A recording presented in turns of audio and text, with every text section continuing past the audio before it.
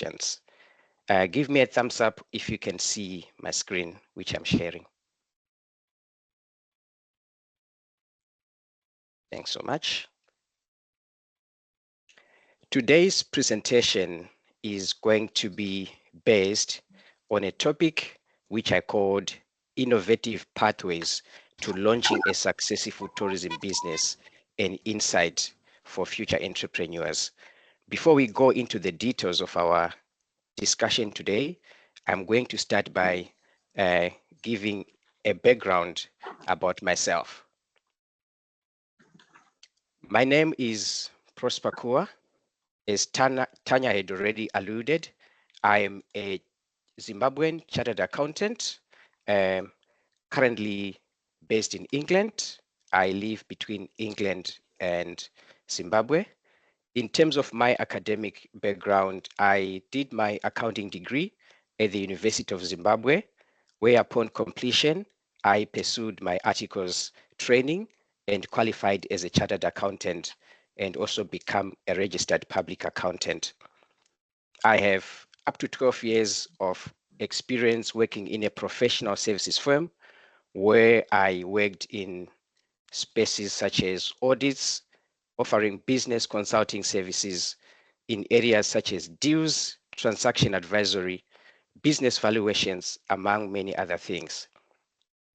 I think the most important and interesting aspect of our session today is why is a chartered accountant speaking to us about tourism and hospitality issues?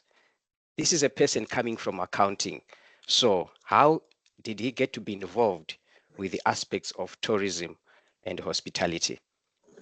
During my time of working in a professional services firm, I was involved with quite a number of industries, tourism and hospitality included. In tourism and hospitality, I've offered services to companies in Zimbabwe, in Lesotho, and Seychelles.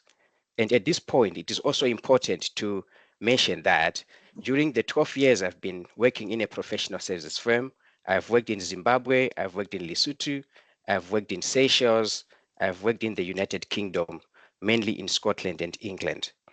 So I was involved with offering quite a range of services in the hospitality space, giving me an opportunity to have a deeper insight into how tourism and hospitality businesses operate. So in Zimbabwe, I've dealt with all the big hotels that you can think of, also in Lesotho. And the greater highlight for me, working with tourism and hospitality businesses, was in Seychelles, as we all know that Seychelles' economy is driven by tourism. Moving away from my professional experience, I am the co-founder of a Zimbabwean registered company called Shambazua Tourism. At Shambazua Tourism, I am not involved in the day-to-day operations of the business, something that we are also going to touch as an aspect of how do you build a resilient and sustainable tourism business. My involvement at Shambazua Tourism is sitting at the top, where I offer executive and strategic direction to the operations of Shambazua Tourism, mainly focusing on business development, being the key liaison of our business and the stakeholders, and basically looking at how do we scale Shambazua and take it to greater heights. As a chartered accountant and registered public accountant, my journey in the tourism space began in a place in Zimbabwe called Honde Valley. Prior to starting Shambazua Tourism, I started to be involved with tourism in Zimbabwe in a place called Honde Valley, where together with my friend, we started a small company, a very tiny company that was called Honde Valley Sightings. I believe those from Zimbabwe who use social media may have come across Honde Valley Sightings. Growing up in Honde Valley, I was surrounded with immense tourism assets and seeing all aspects of tourism happening around me. And with my friend, we took it upon ourselves to start Honde Valley Sightings, which was basically a destination branding and marketing agents. We built social media platforms and started to talk about how beautiful and wonderful our destination was. And in doing so, most of the tour operators who were operating in that space began to get interest in what we were doing and had to partner with us in championing destination branding and destination marketing as we had thought at that particular time. As you can see on the screen, there's a picture that I've put there of Escape Magazine. During our involvement with the destination branding and marketing in the Wonde Valley, which is a destination found in the Eastern Highlands of Zimbabwe, we developed a magazine called Escape Magazine, which was basically a magazine celebrating the immense tourism assets of Zimbabwe, particularly focusing on the Eastern Highlands of Zimbabwe, where our efforts were mainly geared towards branding, destination branding, and destination marketing. As we were doing that, there was quite a lot of interest that came from different places. So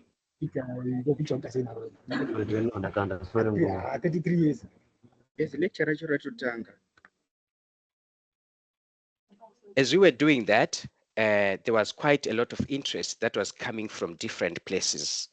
And as someone who was coming from a business advisory and consulting background, certain people began to ask about how they can make their businesses sustainable, how they can do certain things in their businesses. And at that particular time, it dawned to me that if I wanted to venture into the tourism space, Wonde Valley Sightings was not a sustainable brand to use. And at that particular point, we launched Shambazua Tourism. So the idea of launching Shambazua Tourism was to come up with a name that is not believe it is scalable. And the presentation of today is going to take lessons from how we started Shambazua Tourism and grow it to where it is today. So in 2018, we launched Shambazua Tourism as a tourism consulting company, basically offering consultant services in the tourism space. As we were doing that, we came across quite a lot of opportunities, and we decided to upgrade, if I can use that word, Shambazua Tourism into an integrated tourism company, where we have Shambazua Holidays, which is basically the agent side of our businesses, where we do holidays, packaged holidays, hotel bookings, air ticketing, and things like that. Then, as we were offering our agent services, we had customers coming to us and say, look, I want to go for a holiday, but I also need a car. And to us, as the focus was to operate an integrated tourism business model, we opened a car rental business so that when our customers come to us, they come to a one-stop shop. So as Shambazua Tourism, what you basically do is if you come to us, you get all the services that you want. You are able to book your holiday. You are able to buy your air ticket. You are able to rent the car. You are able to get the travel insurance. You are able to get as much services from us. Recently, we launched Shambazua Technologies, which is basically an investment. We recently got an angel investor to sort of like spearhead the aspects of technology in our business. And we launched Shambazua Technologies. In the background, at the moment, there's quite a lot that is happening in stripping our website and updating quite a lot of things in terms of our business. How do we run Shambazua Tourism and how did we got to be here today? Like I've mentioned, Shambazua Tourism is operated on an integrated business model where we have integrated quite a number of services in the tourism industry so that we offer them under one roof. We offer different products from holidays to self-catering lodges, to holiday homes, to car rentals, to travel insurance, and many other things. It is also at this particular point important for me to highlight that we have also gotten into real estate where we are building our first flagship property, which is going to be a lodge and a conference center. What has also brought us to be where we are today is understanding of pricing and costing models. There's a lot of if I can use the word management accounting that happens in the background in tourism. And as a chartered accountant and someone coming from a financial background, it was important for me to refine our pricing and costing models, because our mission as Shambazwa Tourism is to offer, is to make travel a flexible and affordable and convenient lifestyle. And we believe that having proper pricing and costing models help us to ensure that we achieve our objective of making travel an affordable and convenient lifestyle.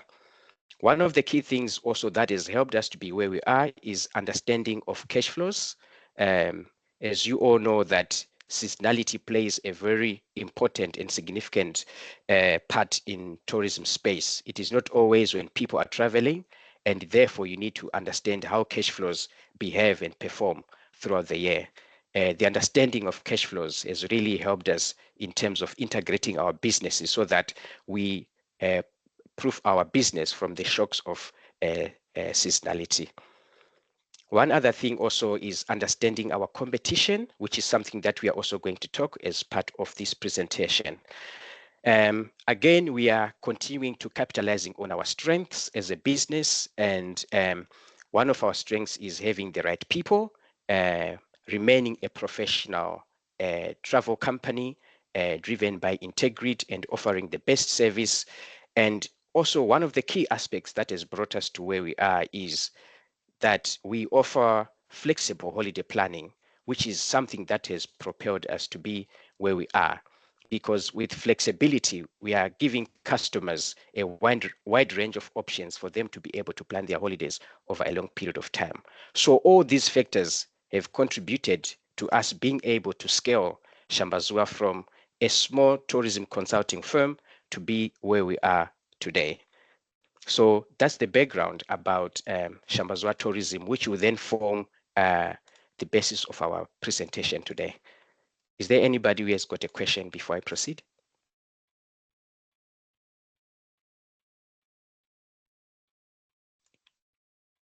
Now that you have a background about Shambazwa Tourism and about myself, we now go into the details of our presentation today.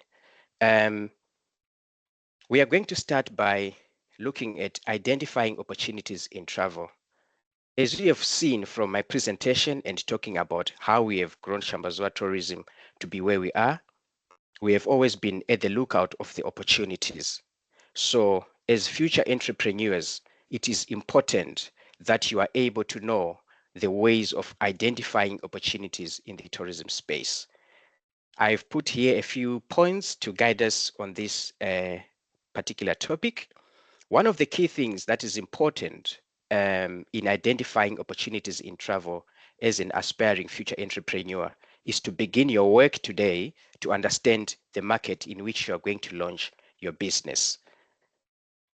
Understanding the market basically means knowing and understanding who is who in the market. For example, we started in Zimbabwe, and it was important for us to understand who is who in Zimbabwe, how are they doing their things. Then if we are to start our own business, how are we going to then capitalize on the weaknesses of who is who in the market? You need to understand the size of the market. You need to understand how the market is structured. You need to understand who is your target market. So there's quite a lot of things that you need to understand before you go into this space, because the tourism industry is very sensitive for you to just say, I'm jumping in and I'm just launching a product or a service without a clear understanding of that particular market. You also need to have a clear understanding of the distribution of tourism assets. By this, I mean that you don't have to launch your tourism product or venture or company in a place where there are no tourism assets that are able to drive demand to your business. So it is important to understand how is the distribution of the tourism assets in the country or in the town or in the place where you are launching your business from. It is also important as you are identifying opportunities to understand that the level of government influence, the level of regulation, laws and regulations do affect how you look at opportunities or the opportunities that you can grab. In certain jurisdictions, there are quite high fees for licensing and different things. So sometimes you get to see that you are restricted from entering into that space because of the level of government influence or the level of laws and regulations governing different aspects of tourism in that particular market. So it is very important that you have a thorough understanding of how laws and regulations influence that particular market so that you are then able to know how you are going to enter into the space. So with an understanding of these things, it is important that you define your level of entry. By defining level of entry, it means that you define the point at which you want to enter into the tourism industry. For example, for us, we entered into the tourism space as a tourism consultants company. And I remember I used to tell people that today we are a consultants firm, but tomorrow we are not, because we knew that we are entering into this space as a consultancy firm, but tomorrow we are not going to be a consultants firm because this is our level of entry. We are entering into this space as a consultants firm, but tomorrow we are going to have travel agents, we are going to have a car rental company, we are going to own properties in the form of lodges and conference centers. So it is then important to define your level of entry. Why am I saying this? Because defining your level of entry then determines the capital requirements that you need to start your business. A consultant's firm only needed a laptop and my work experience. Otherwise, if I wanted at that point to say I wanted to start a hotel, we didn't have the money to put in to build a hotel.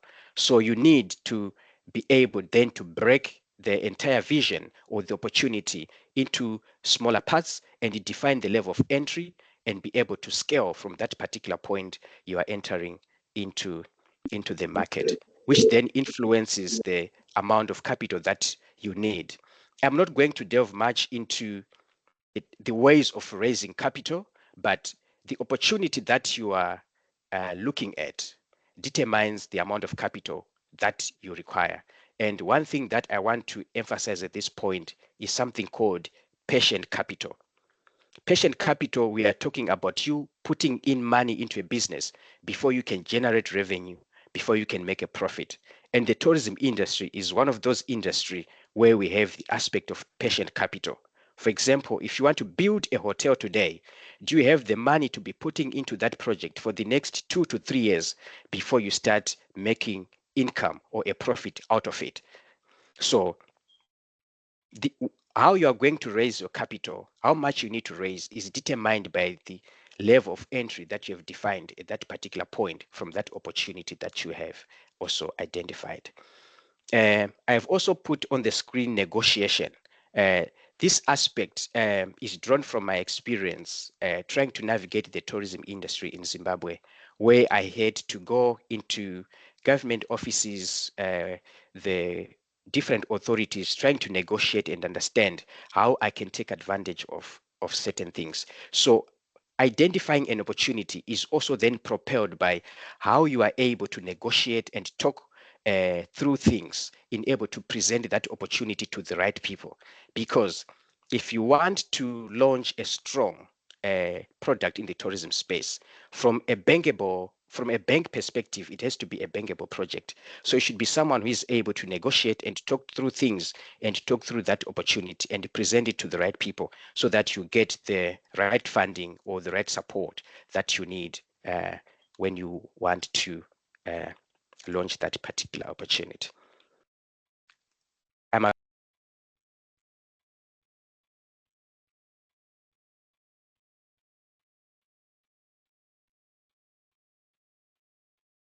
Now that you have identified the opportunity, you need to turn that opportunity into a business.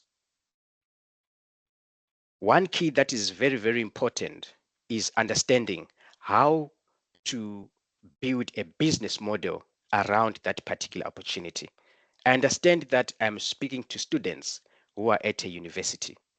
You might have learned all the things to do with tourism at uni. You might have a first class degree, but do you understand how to build a business model around the opportunity that you have identified? Because it is the business model that is then going to turn that idea or that opportunity into a business or a sustainable business that you then be able to scale up. So there's something that we call a business model, which is basically how you are going to offer the products, how you are going to offer the services, and how you are basically going to run the business and navigate the tourism space. So as we have identified the opportunities, it is important to know how to build a business model around it. I've just put in an example here of an agent's model. An agent's model is a business model where you are doing bookings or you're selling hotels on behalf of the principal, where a lot of money comes and passes through you and it goes to the principal and you retain your commission. You need to understand how then a pass-through entity is operated and be able to build a business model around it. One of the key aspects when you are building a business model is to understand something called key performance indicators. By key performance indicators, we are saying that your business model should be capable of telling you how the business is performing. If the business model that you have is not capable of telling you the key performance indicators of that particular business, it's like you are driving a car at night and you don't have lights. So you go nowhere because you don't have a platform of measuring how that particular business is performing. So whether you are operating a hotel, you are operating a lodge, or it is a travel agent, you need to have certain things that you look at and say, this business is doing very well. This business is growing. We are moving from somewhere. We are going somewhere. But all this is embodied in the business model that you build around the opportunity and around the idea. So it is very important that the business model that you then use to run your business is capable of bringing to the attention of the visionary key performance indicators, which are the things that then you use to measure how the business is performing. Also, as part of building that business model, you need to understand the impact of seasonality and how seasonality impacts cash flows. We all know that cash flows is the lifeblood of the business, and there's a great aspect of seasonality when it comes to tourism. So you need to build a business model that sort of like proofs the business from the shocks of seasonality. So it is a very, very important aspect there. One of the key aspects here also is level of contractual obligations.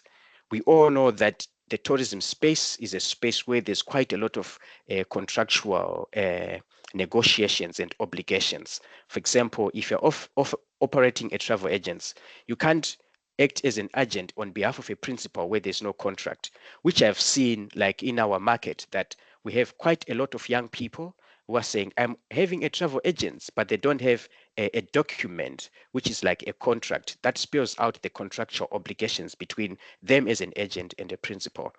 So it is very, very important to understand the level of contractual obligations so that you then bring that into your business model to be then able to operate and build the business around the contractual terms or the obligations and the rights of each party based on how you have negotiated different contracts.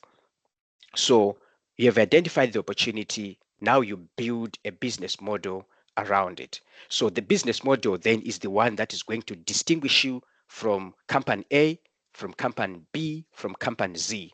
So know that what is going to make you successful is the business model that you're going to build around that particular idea. We move on to global trends in travel.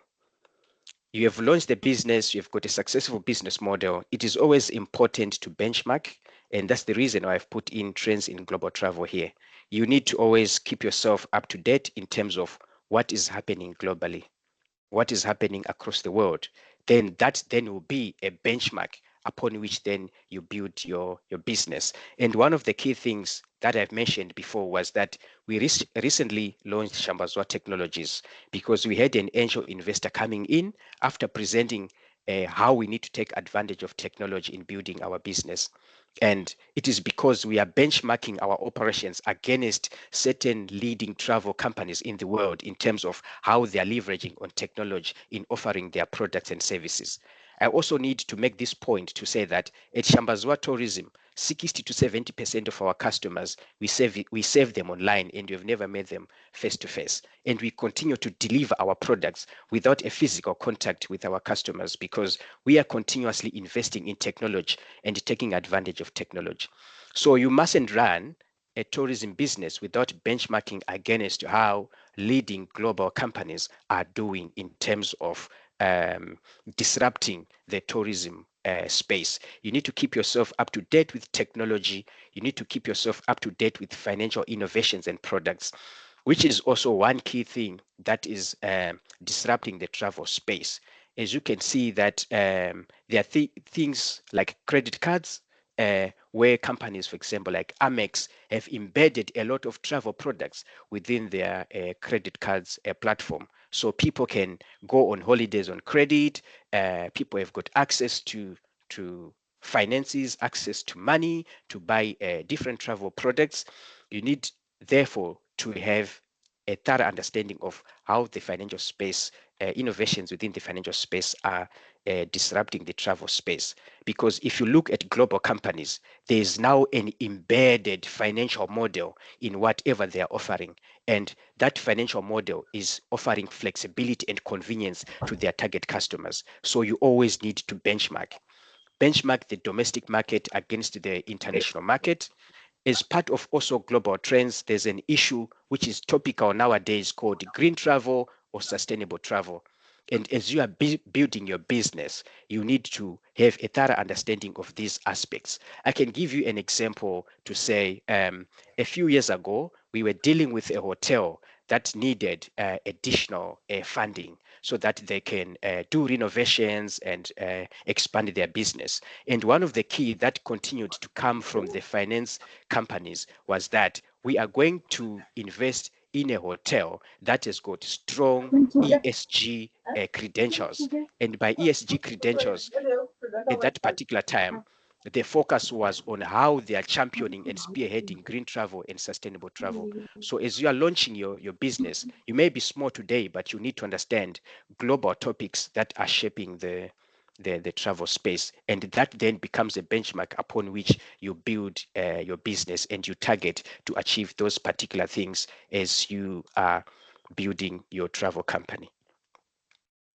As you have seen from our story as Shambazoa Tourism, we started as a tiny tourism consultants company to growing it and offering different services. It is also important at this particular point to say that one of the focus that I have on the business is not only offering additional service, but growing that additional service into a full company. And we have recently stripped out our car rental company to stand alone as a full company.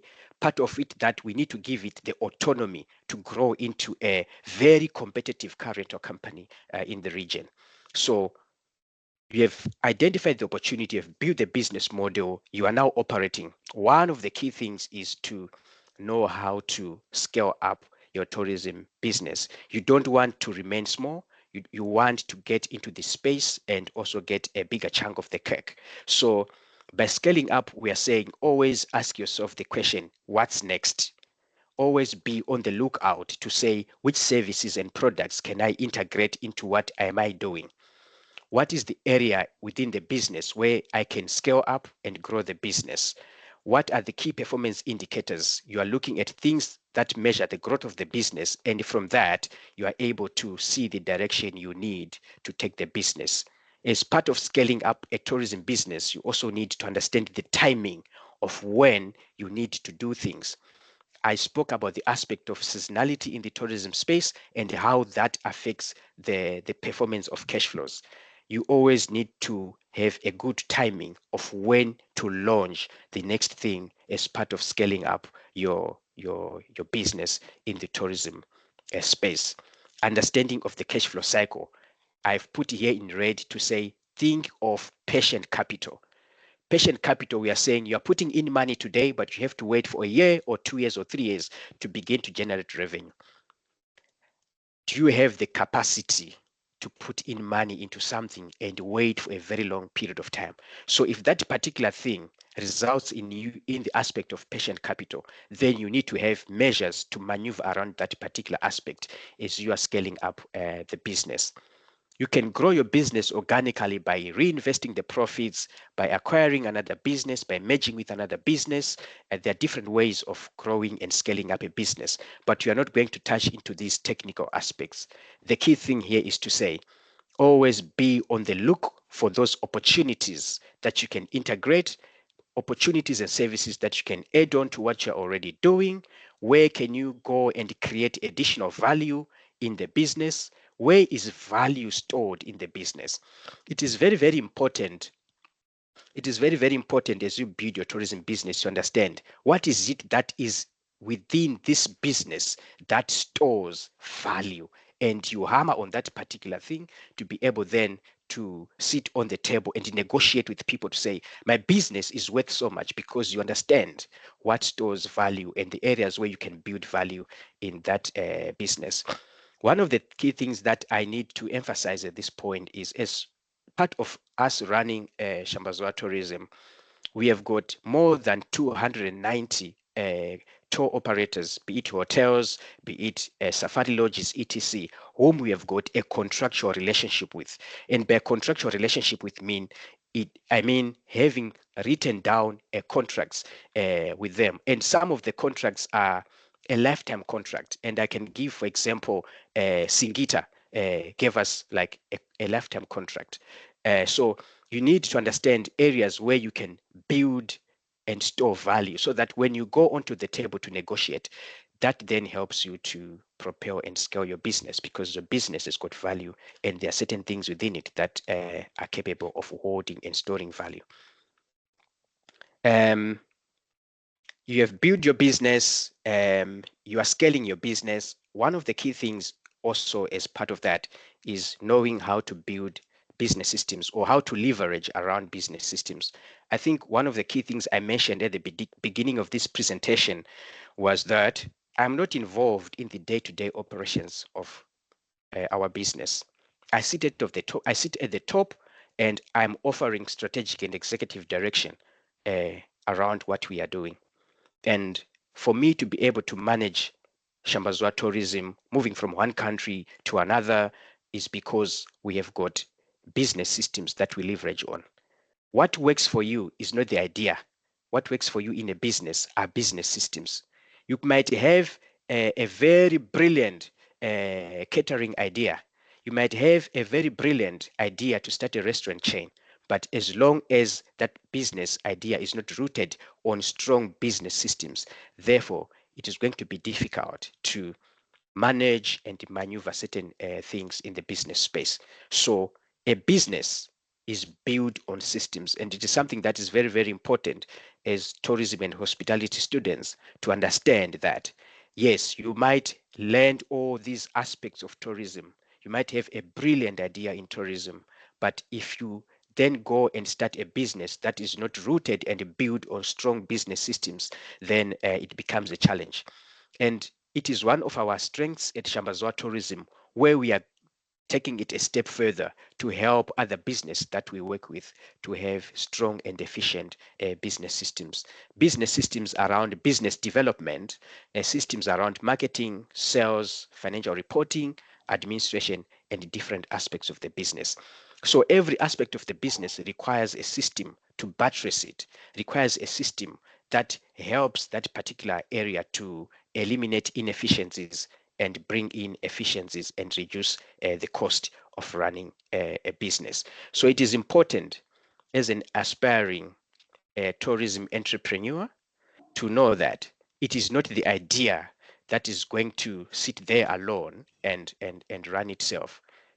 There are business systems, and you also need then to reach out to the right people to be able to know what sort of like business systems can you leverage on to be able to run your business.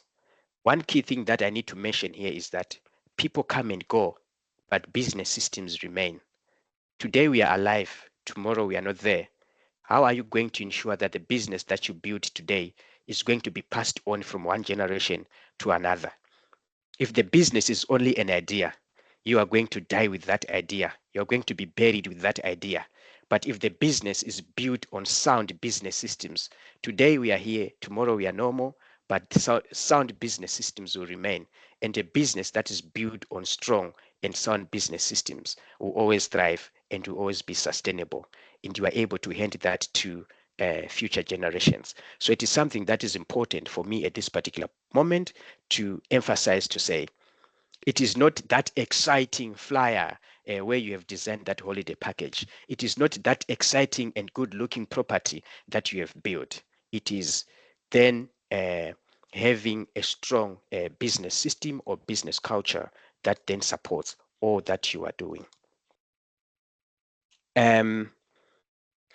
We move on to the last part of our presentation, which is building a resilient tourism business. When we start businesses, we all want to build businesses that we can pass on to the next generations. We all want to build businesses that we see growing from a tiny tourism consultants company to a travel company to car rental to travel insurance to different things. It is important that we understand how to build a resilient tourism business. I understand that much of the work to bring resilience into the tourism space should come from the government or the respective authorities by making the environment an enabling environment and providing the right support that we build a resilient wider economy around the tourism economy. But you as a business owner or you as an entrepreneur, you always need to think sustainability. You always need to think about tomorrow. You always need to think about the future. We had COVID-19 and a lot of businesses fell. And COVID-19 provides us with an opportunity to rethink travel. It provides us with an opportunity to rethink tourism. It provides us with an opportunity to rethink the future of tourism. I was involved with an exciting project where we were developing a concept paper called which was premised around developing tourism post-COVID-19. And part of it was to look at the aspects of resilience that that particular government can bring into the tourism space. So with COVID-19, we had that opportunity to rethink what are the future shocks that are coming to impact the tourism space. At this particular point, we may not know that those future or uncertain or unfortunate future events that will happen. And it gives us an opportunity then to say, how do we bring resilience into what we are doing? One of the key things to bring resilience in what we are doing is risk management. You need to make sure that as part of you running and launching your business, there's quite a lot of things around risk management. You need to have insurances in place. You need to have all these aspects that you need to be able to manage all the risks around the tourism business products and services. You always need, as an entrepreneur, to be forward looking. You always need to continue to look forward and say, what's the next big thing in travel? Hotels and property owners never saw Airbnb coming. So those who were not forward looking never saw that certain students are going to come up with a technology solution that is going to disrupt the tourism space in terms of accommodation. Airbnb came and it has disrupted the tourism space. You always need to be forward looking and thinking around what is the next big thing, what is it that can go well and what is it that can go wrong, so that you are then able to future proof your business on those unforeseen circumstances. Customer preferences are changing. Is your business flexible enough to adapt to the changes in tastes and preferences as a result of customers yearning and looking for new products and services in the tourism space? So as part of building resilience in your business, you always have to be flexible. I gave you an example to say we started as a travel agents and our customers were coming and saying, yeah, you have given me a holiday, but I need a car to go to holiday. At that particular point, we didn't have cars, but we realized that we needed to invest in a car rental company so that we are able to meet the tastes and preferences and the demands of our customers. So you need to be flexible to take advantage of those particular things that are coming as a result of you interacting with your customers or other businesses and players in the tourism space. As part of building a resilient tourism business, I will conclude by touching on brand and branding. For us as Shambazwa Tourism, the idea was we are not going to go with an English name. We are from Africa and we will prefer, I remember at that particular point when we were brainstorming on the name, we were saying Wakanda forever. So branding plays a very important role in building a resilient tourism business. If you start your tourism business today, no one knows you. Nobody's going to trust you. Tourism is more around trust. Imagine saving 60 to 70% of your customers through online platforms and you have not met them. It is because they trust you. When your customers trust you, they will refer you to the next customer. And most of our customers are through referrals. So you need to continuously invest in your brand and build a strong brand that is capable of gaining the trust of your target customers and then leverage on that trust to catapult your business into the highest level. At Shambazwa Tourism, we welcome feedback, whether positive or negative, because we want to use that feedback to build a strong brand in terms of what we are doing. So starting a tiny consulting company in 2018 to be here today presenting to the students of Vaal University, to me, it is a testimony that our brand is going global. Our brand is going into certain spaces that we never thought that would reach. So you need to continuously invest in brand because a brand itself is an asset to the business when you have managed to grow it. Always also as an entrepreneur, know where to build resilience in your business. Always identify the areas where there's capacity in what you are doing to build a resilience because it is resilience that is going to then help your business to help you to future proof your business against unforeseen future circumstances, be able to pass on the business to the next generation, and also then maneuver any challenges that can come in future. For example, if something like COVID-19 comes back into the world. So that's all from me on the topic, innovative pathways to launching a successful tourism business, insights for future entrepreneurs. I know that 1 hour is not enough time to go into real details of everything, but I believe that from my presentation and from sharing my story, you have managed to get some insights that you're going to leverage on and be able to launch your own business and scale your own business.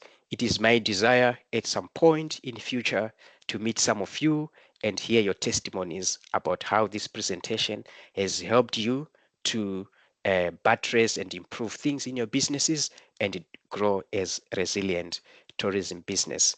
Thank you very much, the Vaal University, for this opportunity. I stop here. I give back time to Tanya.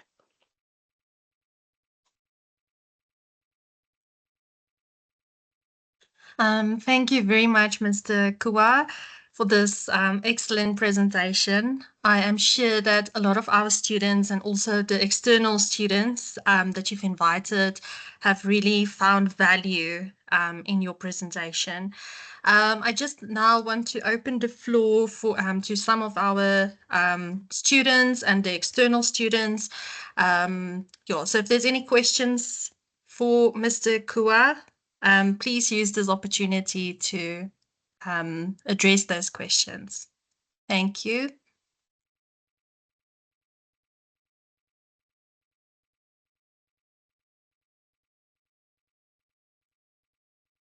Tapua, please go ahead. Thank you, Mr. Kuwa. So the question that I have for you is, How much money did you put into the business for startup? If you can give us an estimate. Thank you, Tapio, for that question. I think it is a very important question. If you were listening when I was providing a background about myself and how we started, um, we defined our level, our entry level, as a tourism consultancy company, and much of the capital was not financial capital, but it was more of sweat capital because I was leveraging on my experience of working in the professional services environment, offering different services to the tourism industry. So we started off as a consultancy tourism consultants company. We leveraged much on my experience as a person to get into a business that is struggling and help to turn it around. Then from there, we began to invest into different things. I think what is important is that for me to mention is that all the money that we made from our consultancy business is what then we used to launch all the other different service lines that we have been doing. And it is also important and clear that if you are launching a car rental company, you need a lot of money to buy the vehicles. But for me, as a chartered accountant and someone coming from a financial background, I have a clear understanding of cash flows and how finances perform. And as I speak, one of the key things that we do as a business is to make sure that we sit on a lot of money to be able to invest it to certain spaces. So our level of entry was consultants, which didn't really need a lot of money. Kutemba, please go ahead. Thank you so much, Mr. Kuwa. This is so insightful and makes it seem like we can all be where you are sometime in the future. So my question was, which is at times one of the things that can get one started, but what made you start your business? What was the driving force? Because we all got ideas, but just to make us get up, that's always a challenge. Thank you very much. Like I mentioned earlier on, I grew up being surrounded by tourism, exciting tourism in a tiny destination in Zimbabwe called Honde Valley. And because there wasn't a lot of stories being shared out there into the world about Honde Valley, we said, let's start a destination branding and marketing agency, and started to bring in some tour operators who are around that particular destination. But if you look at myself, I'm coming from a professional services background where I was offering quite a lot of services in the tourism and hospitality space. And I do have certain capital, which is not financial, which I can leverage on to then build a tourism business. I'm really passionate about tourism because professionally, I've been doing audits, business advisory services, deals, transaction advisory in the tourism and hospitality space. I can give an example of where I was in Seychelles, where I was working in deals and helping investors conclude deals in acquiring high-end properties and lodges in the Seychelles. So that background really, in terms of my involvement in the tourism space, gave me a wide opportunity to look at the industry, to dissect it, to understand what people sitting on the other side of the table are understanding, what opportunities the investors are looking at. So my passion and my understanding of the industry is pretty much premised on my professional experience and offering those particular services. So now that I'm in the tourism space, I have got a certain understanding that some people sitting on the other side of the table may not have, because for 11 years I was involved with dealing with CEOs, COOs, tourism businesses, big and small. And that really gave me an opportunity to have deeper insights that certain people may not have when they want to get into the tourism space. But what is key for us today is to understand that the idea that you have needs certain other aspects to buttress it and make it stronger so that it grows into a sustainable tourism business. And that's the importance of this session today, to listen to my story and we say, with the tourism knowledge that you have from the university, how can you leverage then on certain other things? Like my story, we were talking of the business models, we're talking of business systems, we're talking of different other things. So if you bring all those things into the idea that you have, then that idea will then turn into a sustainable business capable of being scaled up and capable of being passed on to the next generation.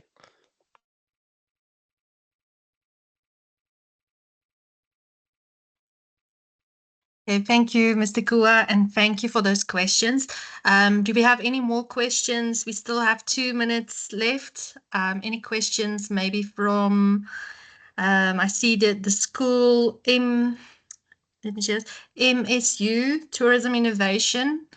Is there any questions maybe from the floor there?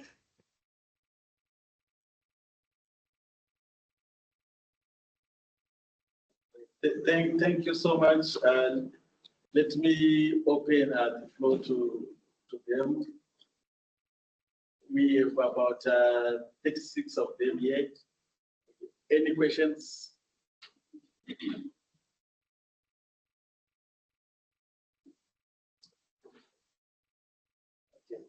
We have Simba, yes. Okay, thank you so much, Mr. Kuwa. I need to be talking about benchmarking before you start your point.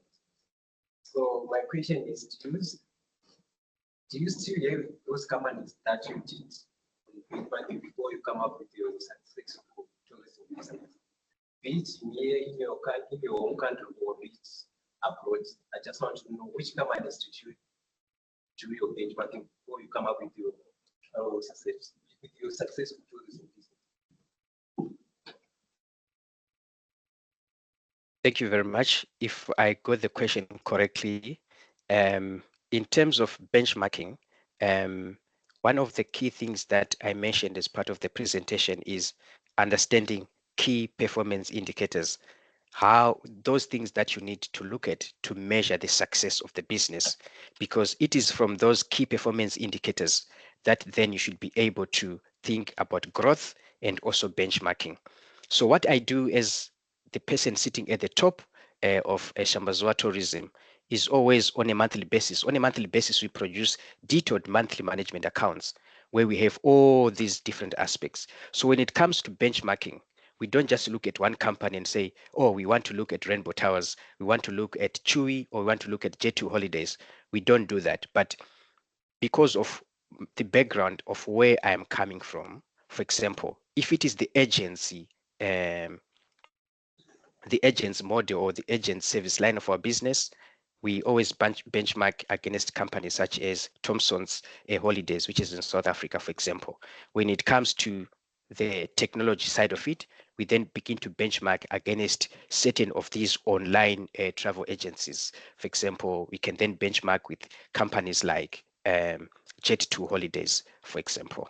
So it depends with what we are looking at that particular point. But where I'm sitting, I've got certain strengths and certain capabilities that you as a tourism student, you may not have, because I'm coming from a finance background. I'm always dissecting financial statements of tourism companies because I'm looking for things that they are doing.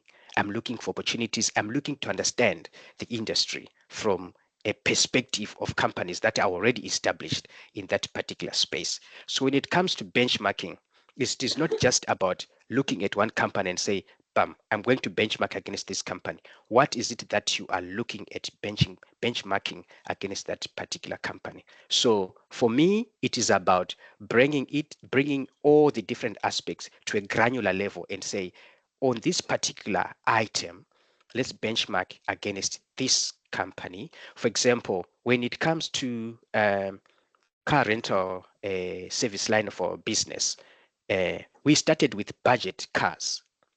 Budget cars, I mean, we started with the hatchbacks and sedans because we didn't have money to buy the 4x4s.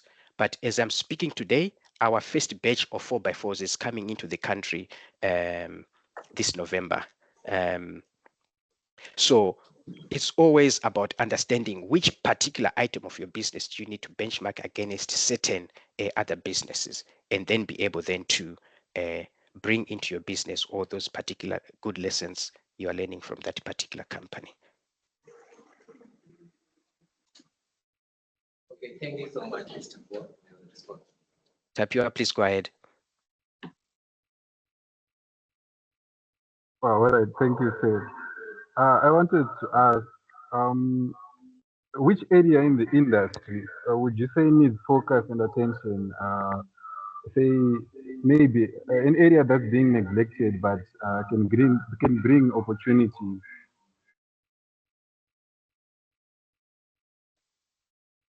Thank you, Tapiola. When it comes to opportunities, one of the slides there, we talked about how to identify opportunities. There are opportunities everywhere, be it building hotels. I'll give Zimbabwe as an example. There are opportunities everywhere. We need new hotels in Zimbabwe. But when you look at hotels as an opportunity, do you have the capacity to launch a hotel today? One of the things I emphasized on is to say, when you look at the opportunity, you need to define your level of entry.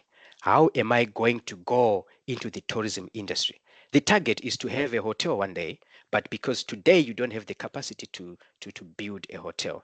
So for me, when I look at the tourism industry, depending on the market that you have, I still see opportunities everywhere. But it goes back to, where is the starting point? Where do you want to start from? We have got certain people who failed to get into the tourism space because they wanted to start big, but they don't have the capacity to start big. You want to start with a hotel with 300 rooms, but you only have $1,000 in your bank account. What can you do with $1,000 to venture into this space and begin to scale and grow? But the target really is to become that big tour operator one day. In Victoria Falls in Zimbabwe, we have got a successful story of a tour operator called Shearwater. Shearwater started as a small group of tour guides in Victoria Falls, but it has grown to be the biggest tour operator in Victoria Falls, with hotels, with everything that you can think of in the Victoria Falls. But if you look at their story, they started from somewhere. If you look at another company called African Bush Camps, which was started by Bex Ndlovu. Bex started as a tour guide in the national parks of Hwange in Zimbabwe, but today he has got safari lodges all over Africa. So it is always important to define your level of entry into this market. I touched on an aspect called patient capital. Patient capital, we are saying, do you have the money to put into the development of a product or service for a very long period of time before you begin to see the profits or the proceeds coming out of it? So when it comes to opportunity, all of us, we want to have big businesses one day, but there's always an entry level you need to define for yourself and say, I'm going to go into this space at this level, but and start to take advantage of the opportunities that come along the way and invest and reinvest in the business and grow to the level that I want to. So for me, opportunities are everywhere. And it is just about you having a clear understanding of how do you need to jump into the space and start your own business. Let's go to, I think that's Chinhoyi University, I think, CUT.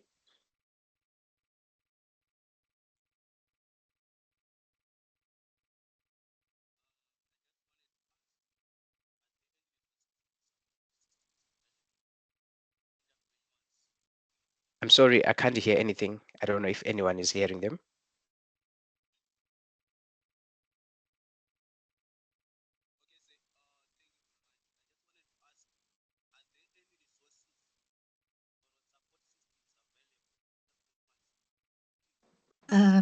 Excuse me, we cannot hear anything. Yes, from MSU, we can hear as well.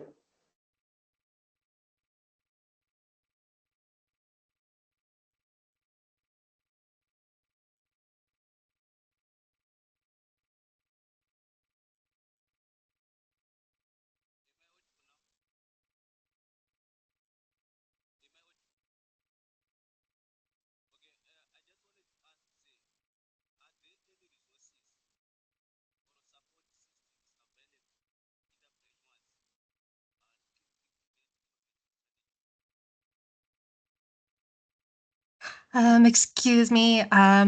Yes, CUT. I don't know if you can maybe try to increase your volume. I can briefly hear something in the background, but we cannot. Nothing is audible.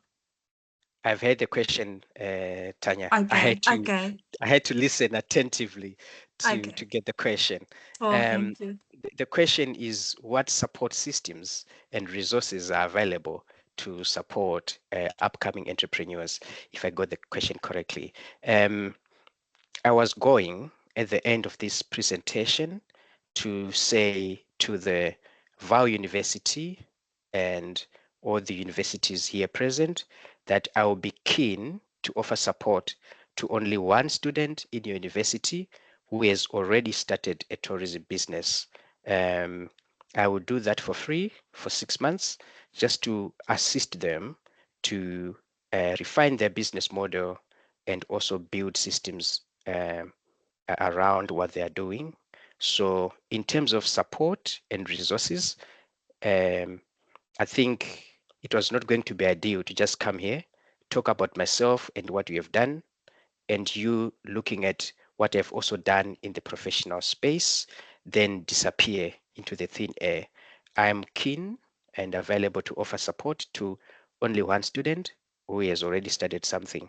That's the support that I can offer. But one thing that I think when it comes to support and resources, one of the things that I mentioned in my presentation is to understand, for example, from a government perspective, is to understand the level of government influence in this space. And we know very well that tourism is one of those spaces where we have strong government influence. If I can give, for example, the example of Zimbabwe, we have a system called unsolicited bids where people go and present their ideas. For example, let's say to the authority responsible for the national parks, you have your idea of starting a safari lodge. You can go to them and present and then get support from such people. So support is everywhere. It's just about knowing where that support is. Always network, speak to the right people, and attend tourism events, have connections, and that's how then you begin to learn and grow and have support around you as you launch and build your business. Thank you.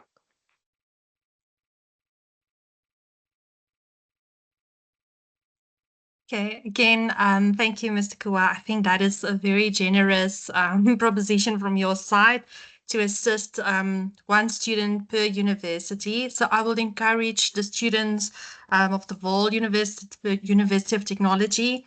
If you are listening and you do already have a good idea, please start working on your business plan as soon as possible.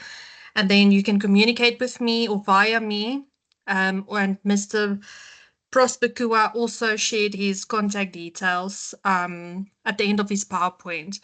So yes, on behalf of the Vaal University, I just want to again thank you for this very good presentation. And I hope it gives all of the students just a positive outlook and that they know that they can start something, even if they start small, but at least it is a starting point for them. And they know that they have something to aim for the future and they can only grow from there. And yes, again, thank you for all of the participants. I'm sure everyone has learned something, even if you can just take away one thing from today. And yes, so I want to encourage everyone, please go and think about the future and what you can make for yourself. If there's no more questions, I will then conclude this meeting. And then I'm sure all of you do have the contact details for Mr. Kuwa. And yes, thank you for that suggestion. Mr. Simon, I will also try to share the PowerPoint with Mr. Kuwa. And then, yes, please share the contact details. Mr. Kuwa, do you mind just putting your contact details again into the chat section and then everyone can get it from there? Then we do have some questions or hands raised from Nigel. Do you have a question?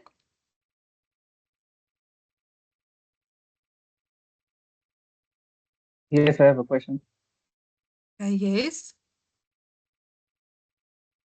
So, Mr. Kuwa, in light of the rapid changes in global travel trends and the impact of technology on the tourism industry, how do you foresee the evolution of sustainable tourism practices over the next decade? And what role do you believe entrepreneurs like yourself should play in driving this change?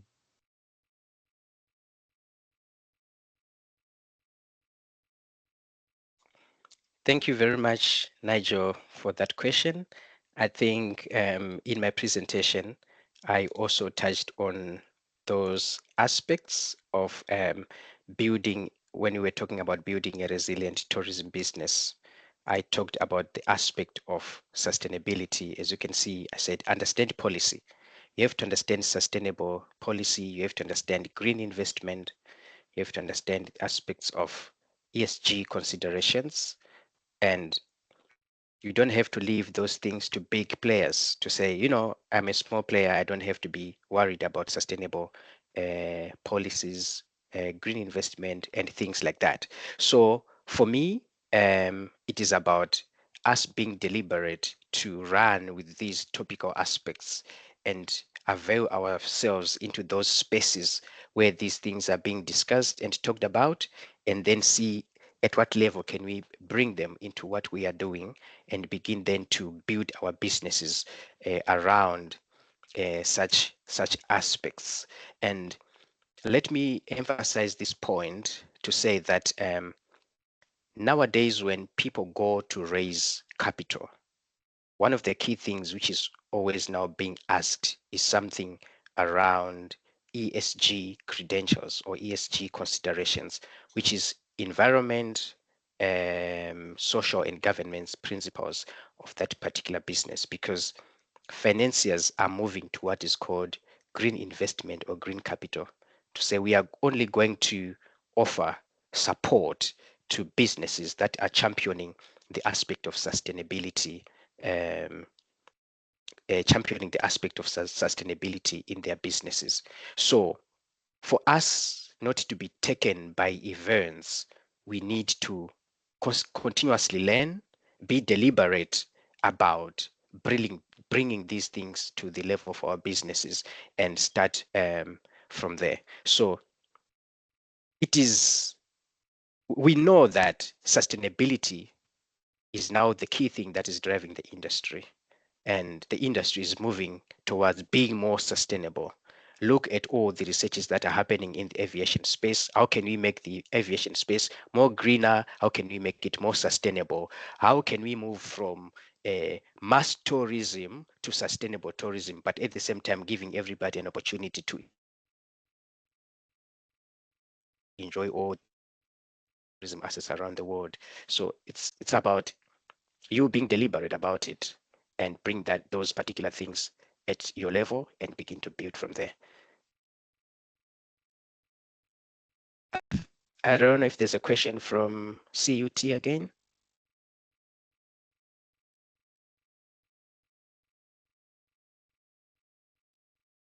Okay, thanks so much.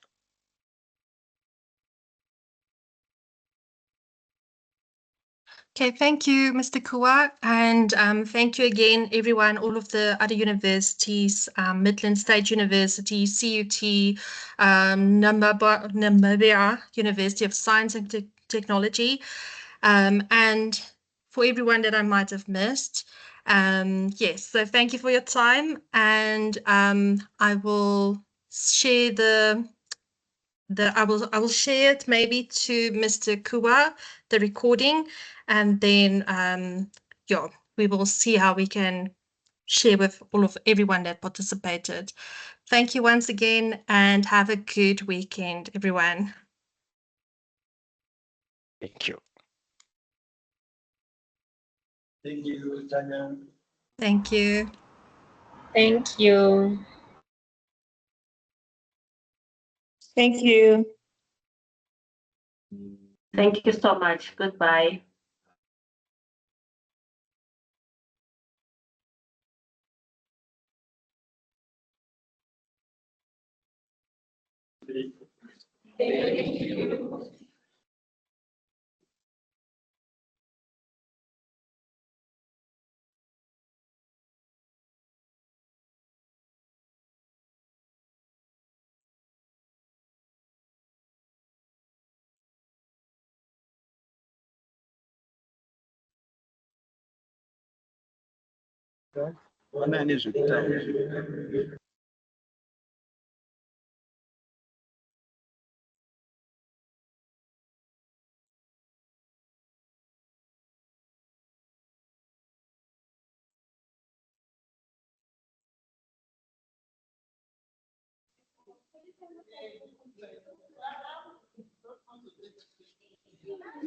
I just want to say something. What did you